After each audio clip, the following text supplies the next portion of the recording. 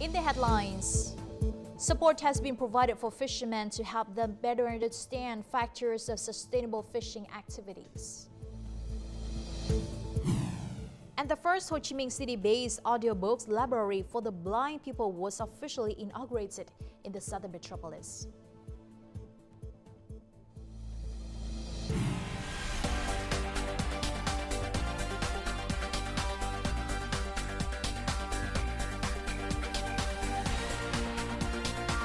Broadcasting from Hanoi, the capital of Vietnam, VTV News starts right now. Hello, you're tuning into our VTV News 6 p.m. edition. I'm Dai Chang. We now begin with our top news. Coastal areas have always been prone to natural disasters. Under this context, 28 coastal cities and provinces in Vietnam will receive over $29.5 million under a project called Strengthening Resilience to Climate Change Impacts for Vulnerable Coastal Communities in Vietnam. Accordingly, 4,000 homes will be built in safe locations and will be designed to withstand storms and floods, and 4,000 hectares of mangrove forests will be revived. The project will also strengthen the ability of private and public sectors to access climate data in 28 coastal provinces in Vietnam. In its first phase, the project will prioritize 7 provinces, including Nam Định, Thanh Hóa, Quảng Bình, Thừa Thiên Huế, Quảng Nam, Quảng Ngãi, and Cà Mau. The project is funded by the United Nations Development Program. It is expected that poor and near-poor families will have houses that collapsed or were seriously damaged by Typhoon De Marie will receive an additional support of 20 million Vietnamese dong per household. This is equivalent to $900. This is according to the Khánh Hòa provincial authorities.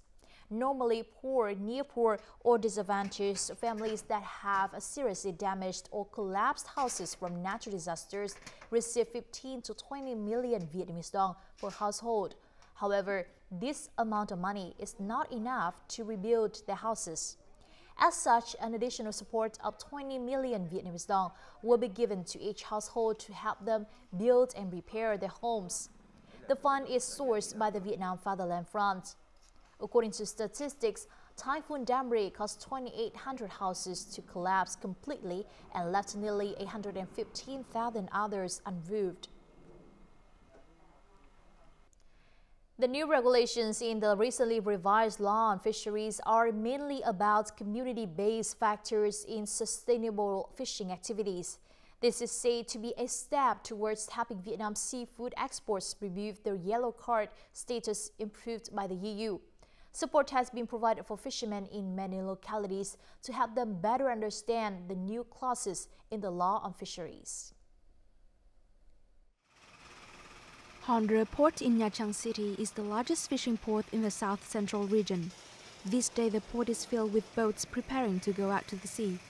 Ship owners have to register their departure date, fishing area, and the number of crew members on board before leaving. We fish in the waters around Spratly Archipelago for about 20 to 25 days. We have to prepare all our documents for the sea border stations.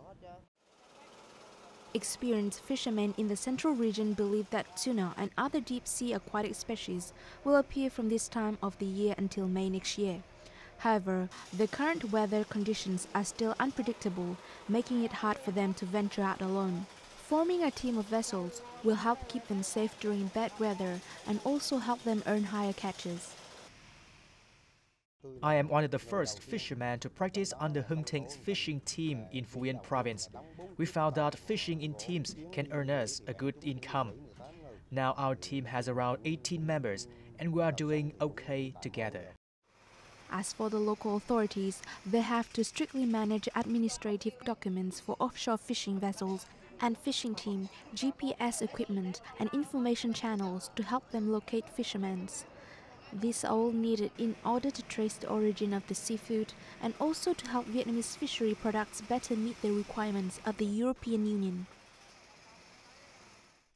Now, for Southeast Asian countries, economic prospects look bright for the future because of support by greater regional integration, better transport connectivity, and continued reform momentum. according to a report from the Fitch Group last Friday. Among the countries, the research house expected Myanmar and Vietnam to be the top performers. As for Vietnam, its growth will be supported by a stable political environment, growing reform momentum, and improving business environment, and the manufacturing sector benefiting from multinationals relocating to Vietnam for lower production costs.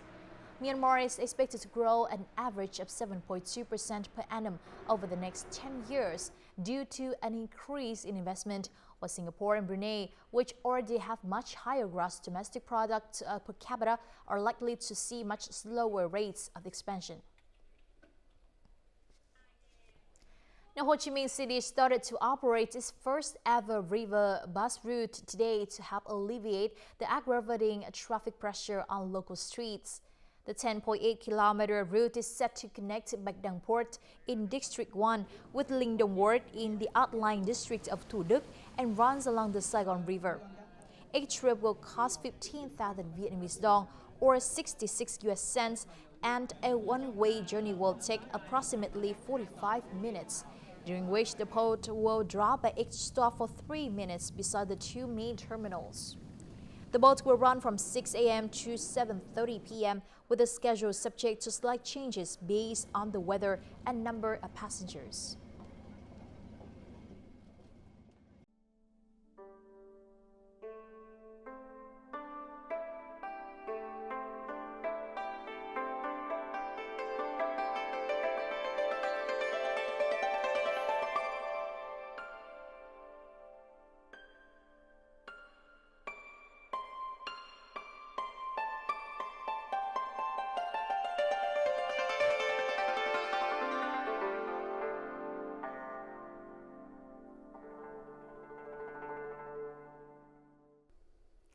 The first Ho Chi Minh City-based audiobooks library for the blind people was inaugurated with textbooks, reference books, history books, and fairy tales.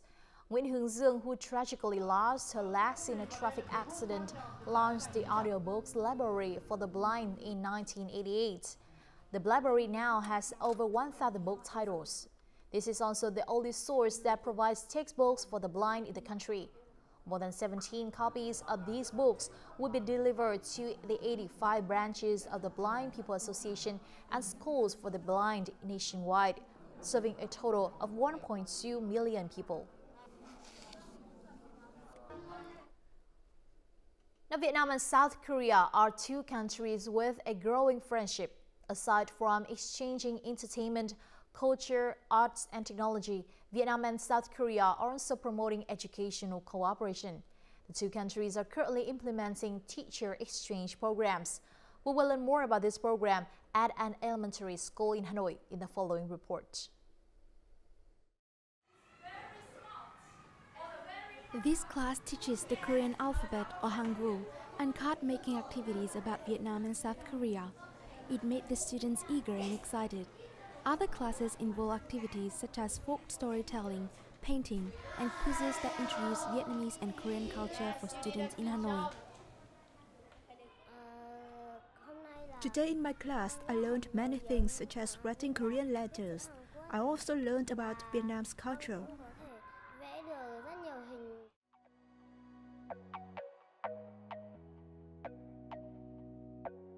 These are the lessons in the Asia-Pacific Teacher Exchange for Global Education program, which has been held since 2012 with the participation of 7 Southeast Asian countries.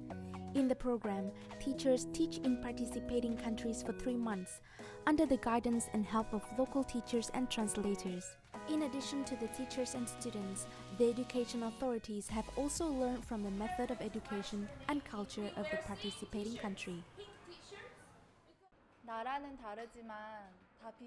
During my stay in Hanoi, I participated in the school's activities such as the Mid-Autumn Festival. I also visited Vietnamese teachers and cooked Vietnamese dishes. Although the two countries have different cultures, Vietnamese students are really eager to study, just like South Korean students. Also, Vietnamese students follow very good school rules and regulations. My school has sent 3 batches of teachers to South Korea. Vietnamese teachers in South Korea have achieved many good results. They've been able to learn teaching methods and received good feedback and love from their South Korean students. Since joining the program in 2015, Vietnam has received a total of 75 South Korean teachers to teach in Hanoi and has sent 72 teachers to teach in South Korea. Nowadays, we have a growing number of people and immigrants from many different countries, especially in Southeast Asia. Also, there are many, immigrant women from Southeast Asian countries and also from Vietnam. By having those Vietnamese teachers in Korean schools, children from those multicultural families have, pride and confidence about their own origin and their own country.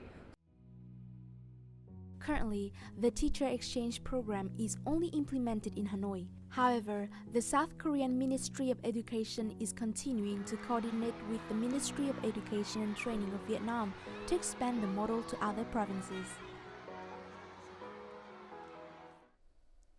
As part of the 20th Vietnam Film Festival 2017, an exhibition on Vietnamese cinema took place in Da Nang Central City on November the 24th. The exhibition left a deep impression on its visitors. This is a photo taken from episode 3 of the film Đêm hội Long Chi, or A Night in the Long Chi Festival, which won the Silver Lotus Award at the 9th Vietnamese Film Festival. Actress Phan Ngọc Lan, who played the role of wet nurse in the film, was emotional when she talked about the artwork. I wish I was young enough to keep contributing to Vietnamese cinema. I'm getting older and I can't turn back time. However, my passion for acting has never faded, so I'm always available if needed. There were more than 200 photos and film posters that brought back memories of classic films and unforgettable milestones in the past 19 film festivals. I meet many artists here who continue to contribute to local cinema, but they are from previous generations. Young artists today are more important indeed. I believe they can find their own ways to make their films more innovative. Vietnamese cinema has been honored through 20 film festivals for the past 5 decades. Important milestones of those festivals are kept via meaningful spaces like this.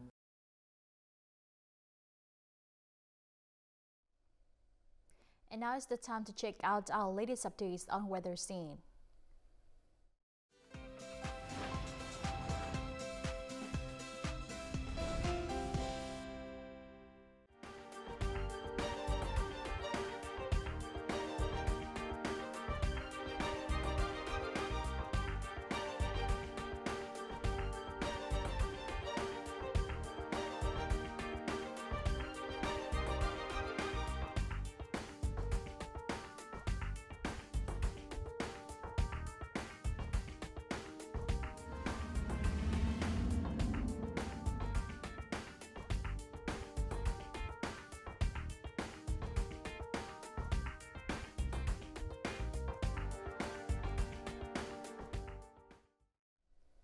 And that has also wrapped up today's news. In the meantime, do log on to vtv4.vn or youtube.com/vtv4go for more updated news. Thank you very much for tuning in. This is Dai Chang from Hanoi. Goodbye for now.